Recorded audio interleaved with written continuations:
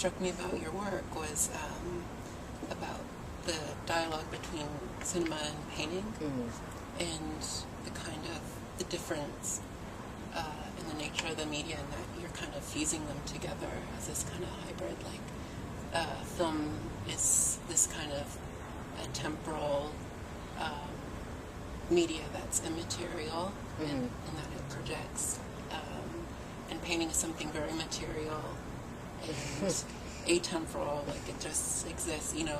The visceral. Right. Yeah.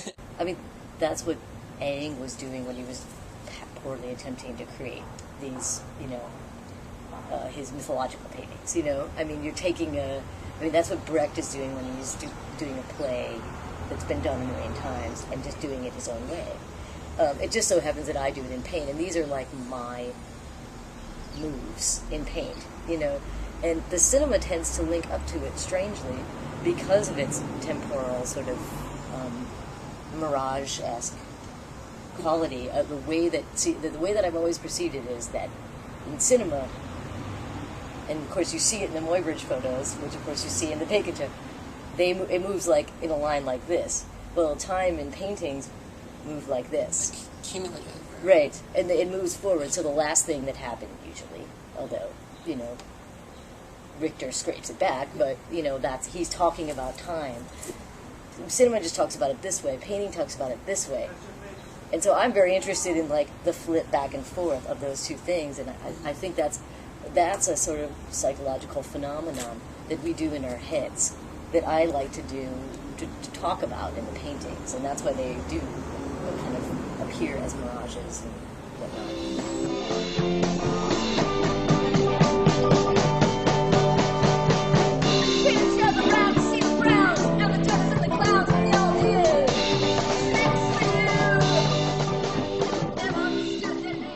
So how does the improvisation and painting work out? Is it just like you start sketching and then you... Right. Well, no, there's a lot of planning. I mean, that's the thing. Like, the great thing about the covers and the painting, they're sort of similar, like, they're sort of similarly begun as ideas. Like, the beginning idea is, okay, you make a decision. I'm going to do The Memory is Far by Les Relais de Nudes, which is another one that I did. That's that awesome Japanese psychedelic band. So now, basically, once I've decided that this is what I'm going to do, then I just do it. You have to sort of step out of yourself and go into that mind space. But once you're there, you're kind of free to do everything, but you aren't let free until you've decided where you want to go.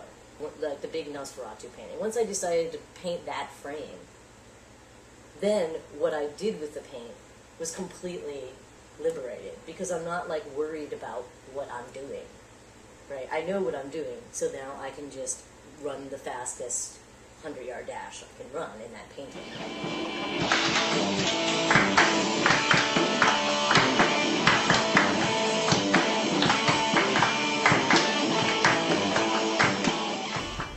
It seems like the nice thing about the work is that it's working in some kind of reference to a lineage, or it addresses that that history or something, and about your use of your casting of some of the characters as like bastard children, or these kind of conglomerations, these odd couplings of people. Yeah. Do you think we're all like working from that kind of lineage? We're all kind of composites. Absolutely. How could we not be? I mean, yeah. I mean, the way that we construct ourselves is very similar to the way a director would construct a film, or the way an actor would construct a role. You know, there are certain inherited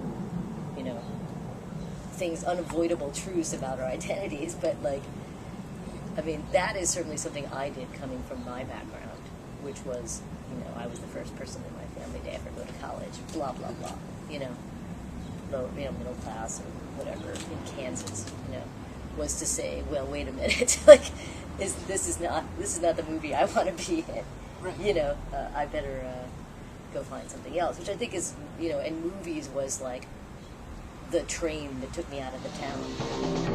Now you don't seem so proud about having to be grounded.